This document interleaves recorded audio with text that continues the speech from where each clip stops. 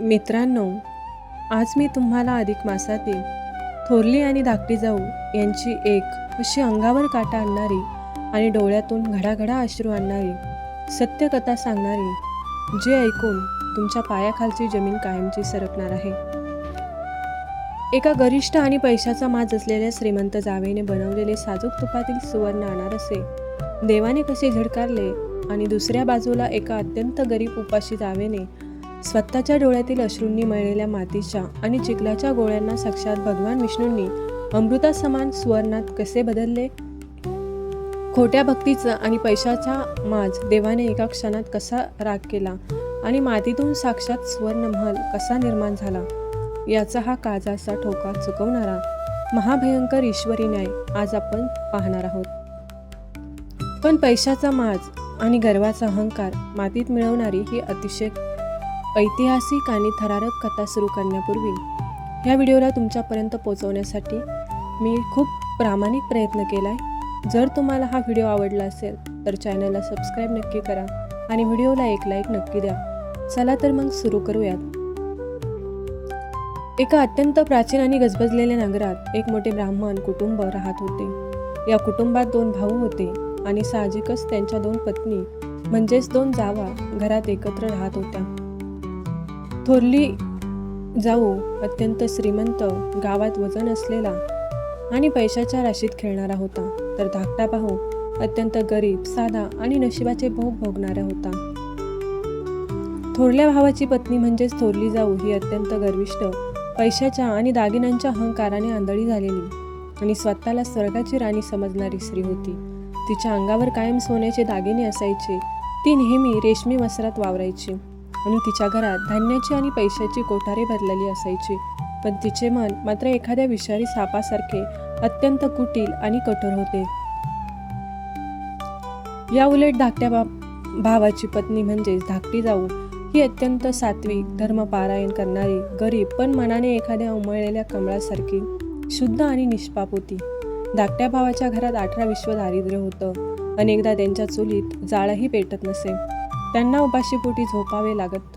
थोरली जाऊ या धाकट्या जावेचा पावलोपावली महाभयंकर अपमान करत होती. तिला घरात एक मोलकरीणसारखी वागणूक मिळायची. तिच्याकडून रात्रंदिवस जनावरांसारखी सर्व कष्टाची कामे करून घ्यायची. तिला उष्ट अन्न खायला द्यायची आणि वरून अत्यंत बोचऱ्या काळजाला घरी पडणाऱ्या शिव्या द्यायची. तुझ्या नशिबात भिकारीपणच लिहिले आहे, तू माझ्या पायाखालची धूळ आहेस, असे शब्द धाकटी जाऊ रोज ऐकत असे. पण धाकटी जाऊ कधीही उलटून बोलत नसे. ती मुकाट्याने सर्व काही सहन करायची आणि कामे करायची. डोळ्यातील अश्रू लपवून केवळ साक्षात भगवान पुरुषोत्तमांचा अत्यंत आतुरतेने धावा करायची. असेच दिवस जात होते आणि मग तो अत्यंत पवित्र आणि साक्षात ईश्वराची कसोटी पाहणारा काळ आला. तो काळ म्हणजे अधिक मास. आपल्या हिंदू धर्मातील अत्यंत नियमानुसार या अधिक मासात भगवान विष्णूंना प्रसन्न करण्यासाठी अनारसे किंवा 33 धोंडे दान करण्याची अत्यंत मोठी परंपरा आहे. असे मानले जाते की हे 33 धोंडे दान केल्याने माणसाच्या आयुष्यातील सर्व पापे नष्ट होतात आणि त्याला साक्षात वैकुंठाची प्राप्ती होते. जेव्हा अधिक मास सुरू झाला तेव्हा थोरल्या जावेने आपल्या संपत्तीचा आणि पैशाचा अत्यंत भयंकर दिखावा करायला सुरुवात केली. तिने गावात दौंडी पिटवली की अधिक मासात सर्वात मोठे दान ती करणार आहे. तिने घरात पोती भरून तूप, गूळ, साखर आणि गव्हाचे पीठ आणले. अत्यंत महागड्या सुक्या मेवाचा वापर करून तिने 33 अत्यंत सुगंधी आणि स्वादिष्ट असे गोड अनारसे बनवले. तिने एका अत्यंत मौल्यवान आणि लखलखत्या सोन्याच्या ताटात ते सजवून ठेवले. पण मित्रांनो, देव कधीही तुमच्या सोन्याच्या ताटाचा किंवा तुमच्या पैशाचा भुकेला नसतो. तो भुकेला असतो तुमच्या आतील शुद्ध भावाचा. थोरली जाऊ ही अनारसे बनवत असताना तिच्या तोंडात सतत शिव्या होत्या. ती नोकरांना लाथा मारत होती आणि धाकट्या जावेला टोमणे मारत होती. बघ भिकारडे बघ, हे सोन्याचं ताट आणि हे साजूक तुपातले धोंडे, तुझ्या 7 पिढ्यांनी तरी असा नैवेद्य कधी देवाला दाखवलाय का? देव फक्त आमच्यासारख्या श्रीमंतांच्या घरी येतो, तुझ्यासारख्या भिकाऱ्यांकडे तो ढुंकूनही पाहणार नाही. हे काळजाला कापणारे शब्द ऐकून धाकटी जाऊ एका अंधाऱ्या कोपऱ्यात जाऊन हमसून रडायला लागली. तिच्या घरात अन्नाचा एक साधा कणही नव्हता. पीठ, गूळ, तूप ती तर खूप दूरची गोष्ट होती. तिला प्यायला साधे स्वच्छ पाणीही नीट मिळत नव्हते. पण तिचे हृदय भगवान पुरुषोत्तमांच्या भक्तीने ओतपोत भरलेले होते तिला वाटले की जर या पवित्र महिन्यात मी माझ्या देवाला हे धोंडे दान केले नाही तर माझा हा जन्म व्यर्थ जाईल. ती वेड्यासारखी घराबाहेर पडली. रडत रडत जवळच्या नदीच्या किनारी गेली. तिथे कोणीही नव्हते. तिने त्या पवित्र नदीच्या पात्रातील अत्यंत शुद्ध काळी माती आपल्या उंजळीत घेतली. तिचे ते ऊन अश्रू त्या मातीत मिसळत होते. तिने अत्यंत थरथरत्या हाताने डोळे मिटून भगवान विष्णूंचे नामस्मरण करत त्या मातीचे गोल गोल धोंडे बनवले. तिच्याकडेच ना सोन्याचे ताट होते ना साजूक तूप. तिने ते मातीचे गोळे एका साध्या फाटक्या केळीच्या पानावर ठेवले. त्यावर एक तुळशीचे पान ठेवले आणि ती मातीच्या गोळ्यांसमोर साष्टांग नमस्कार घालून जमिनीवरती डोळे धासून रडत रडत त्यांना हाका मारू लागली. हे भगवंता, हे पुरुषोत्तमा, हे वैकुंठाच्या नाथा, माझ्याकडे तुला देण्यासाठी काहीही नाही आहे. देवा, मी अत्यंत अभागी आणि दारिद्र्य आहे. माझ्याकडे ना पीठ आहे ना गूळ, पण माझ्या हातात, माझ्या हृदयात फक्त तुझीच भक्ती आहे. मी माझ्या अश्रूंनी भिजवून ही माती मळली आहे आणि या मातीचंच हे 33 धोंडे तुला नैवेद्य म्हणून अर्पण करत आहे. हे देवा, जगातील सर्व संपत्ती तुझीच आहे. मग तू या मातीचा स्वीकार करशील की खरोखरच फक्त तू श्रीमंतांच्या सोन्याच्या ताटातच जेवायला जातो? माझा हा गरीब नैवेद्य जर तू नाकारलास तर मी इथेच माझा प्राण सोडून. तिचा तो रुद्रद्रावक आक्रोश, ती अश्रूंची आर्तहाक साक्षात वैकुंठाचे दरवाजे हादरून सोडणारे होते. आणि मित्रांनो, जिथे माणसाची खरी निष्पाप भक्ती शिखरावर पोचते तिथे साक्षात ईश्वराला आपले आसन सोडून पृथ्वीवर धावत यावे लागते. इथेच तो मानवी बुद्धीला शून्य करणारा, विज्ञानाला खोटे ठरवणारा आणि अंगावर काटा आणणारा महाप्रलयकारी चमत्कार घडला. दुसऱ्या दिवशी अधिक मासाची ती पवित्र एकादशी होती. दुपारची वेळ होती. ऊन पडले होते. गावात एक अत्यंत म्हातारा, जर्जर झालेला, अंगावर फाटकी कपडे असलेला आणि भुकेने व्याकुळ असलेला एक गरीब ब्राह्मण भिक्षा मागत आला. त्याच्या हातात एक जुनी काठी होती आणि तो थरथर कापत होता.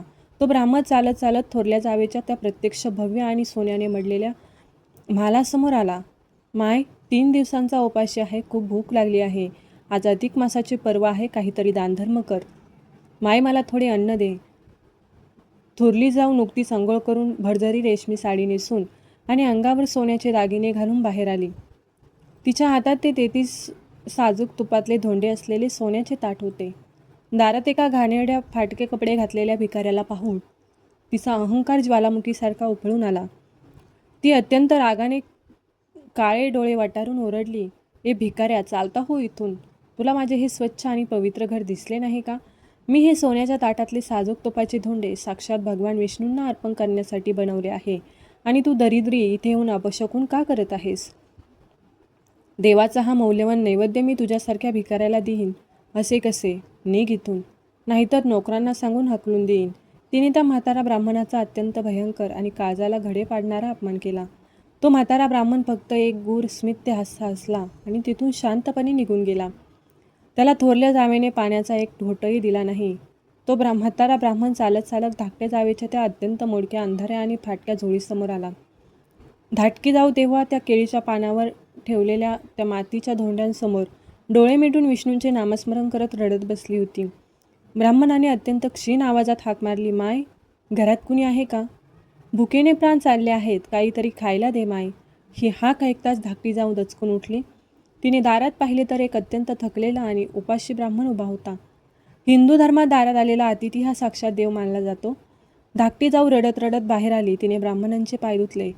त्याला एका तुटलेल्या चटईवरती अत्यंत आदराने बसवले, पण तिच्या काळजात एक भयंकर भीती आणि दुःख दाटून आले होते. तिने हात जोडून रडत रडत ब्राह्मणांना म्हटले, हे भूदेव, तुम्ही माझ्या दारात आलात हे माझे भाग्यच आहे. पण मी तुम्हाला काय खायला देऊ? माझ्या या घरात अन्नाचा एक साधा कणही नाही. मी स्वतः किती दिवसांपासून उपाशी आहे.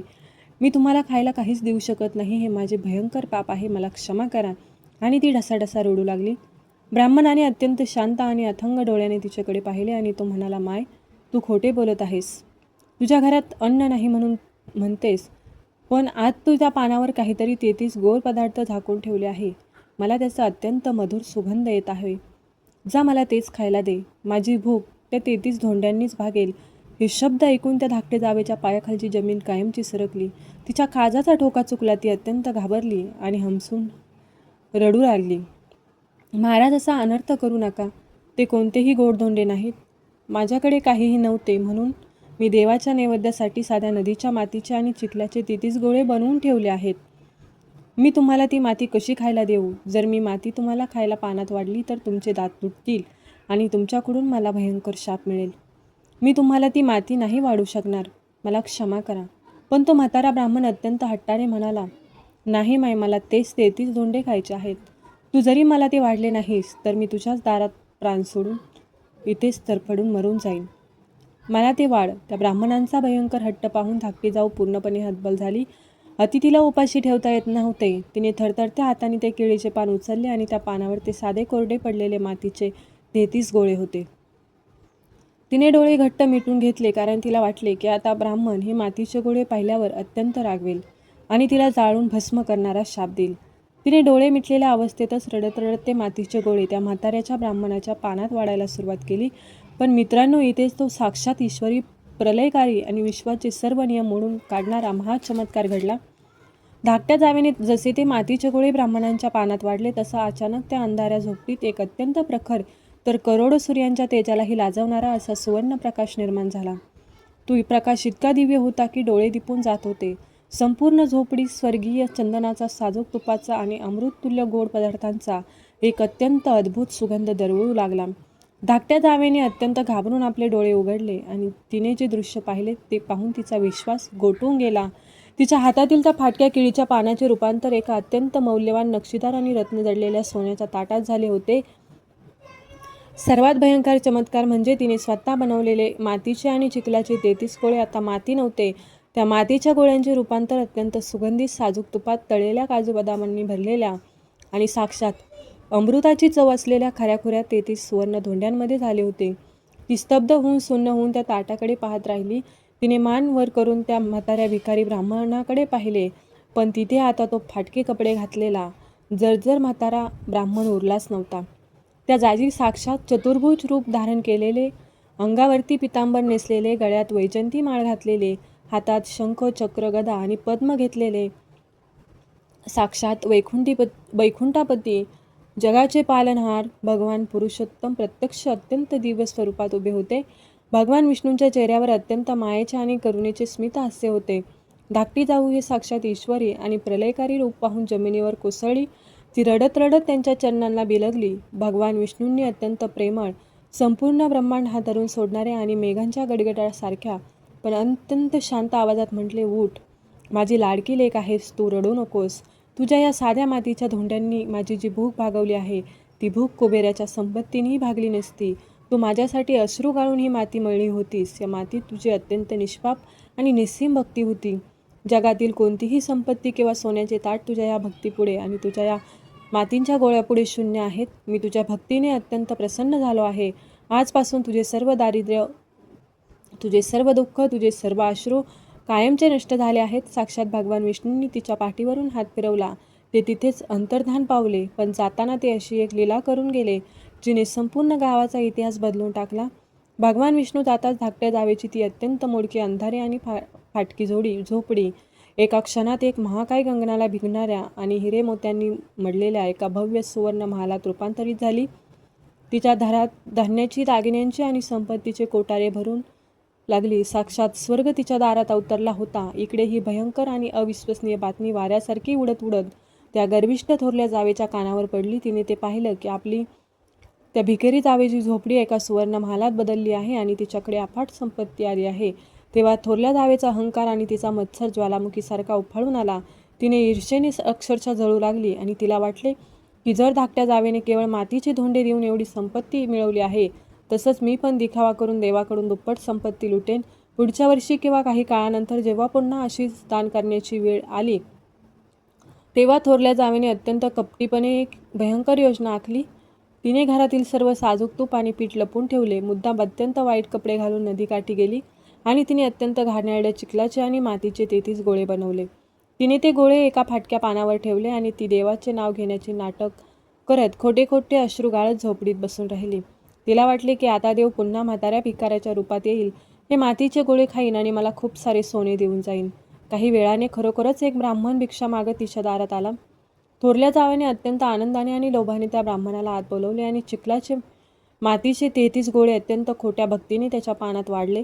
तिला खात्री होती की आता मातीच्या गोळ्यांचे रूपांतर एका क्षणात साजूक तुपाच्या सुवर्ण अनारशांमध्ये होईल. पण मित्रांनो, ईश्वराची कसोटी आणि त्याचा न्याय अत्यंत भयंकर आणि कठोर असतो. देव माणसांची संपत्ती पाहत नाही, तो माणसाच्या आतील भाव आणि त्याचा हेतू पाहत असतो. थोरल्या जावेने मातीचे गोळे वाढताच त्या गोळ्यांचे रूपांतर कोणत्याही गोड पदार्थात किंवा सोन्यात झाले नाही. उलट त्या मातीच्या गोळ्यांमधून अचानक महाभयंकर विषारी काळे विंचू, सापकिडे आणि आळ्या बाहेर पडायला लागल्या. ते विंचू आणि साप सरपटत संपूर्ण घरात पसरले. त्यातून एक अत्यंत भयंकर सडक्या मांसासारखी दुर्गंध येऊ लागला. थोरल्या जावेच्या पायाखालची जमीन सरकली. ती किंकाळ्या मारत मागे पळू लागली. तिने वर पाहिले तर तो ब्राह्मण तिथे नव्हता. त्याऐवजी आकाशातून एक अत्यंत कठोर प्रलयकारी आकाशवाणी ऐकू आली की हे गर्विष्ठ स्त्री, तू ईश्वराशी कपट करण्याचा आणि त्याच्या भक्तीचा खोटा बाजार मांडण्याचा प्रयत्न केलास. जेव्हा तुझ्याकडे सर्व काही होते तेव्हा तू एका उपाशी ब्राह्मणाचा अपमान करून त्याला हाकलून दिलेस. आता केवळ संपत्तीच्या लोभाने तू खोटारडी भक्ती दाखवत आहे. ईश्वराला कधीही फसवता येत नाही. तुझा हा खोटा अहंकार, तुझी ही कपटी भक्ती या विषारी विंचवासारखी भयंकर आहे. आजपासून तुझी सर्व संपत्ती राख होईल. तुला तुझ्या कर्माचे फळ नक्कीच मिळेल. आणि त्या क्षणात थोरल्या जावेचा तो भव्य महाल, तिची संपत्ती, तिचे सोन्याचे दागिने जळून खाक झाले. तिथे केवळ राख उरली आणि तिचा सर्व अहंकार, तिचा पैशाचा माज कायमचा मातीत मिळाला होता. ती रडत रडत रस्त्यावर येऊन धाकटे जावेच्या त्या पायावर पडली. तिने आपल्या महापापाची अत्यंत कळकळीने क्षमा मागितली. धाकटी जाऊ अत्यंत दयाळू होती. तिने तिला क्षमा केली आणि आपल्याच त्या सुवर्ण महालात तिला आश्रय दिला. पण थोरल्या जावेला आयुष्यातील सर्वात मोठा धडा मिळाला होता की देवाला दिखावा किंवा सोन्याचे ताट लागत नाही. त्याला लागते ती केवळ शुद्ध, निष्पाप आणि अहंकारी भक्ती.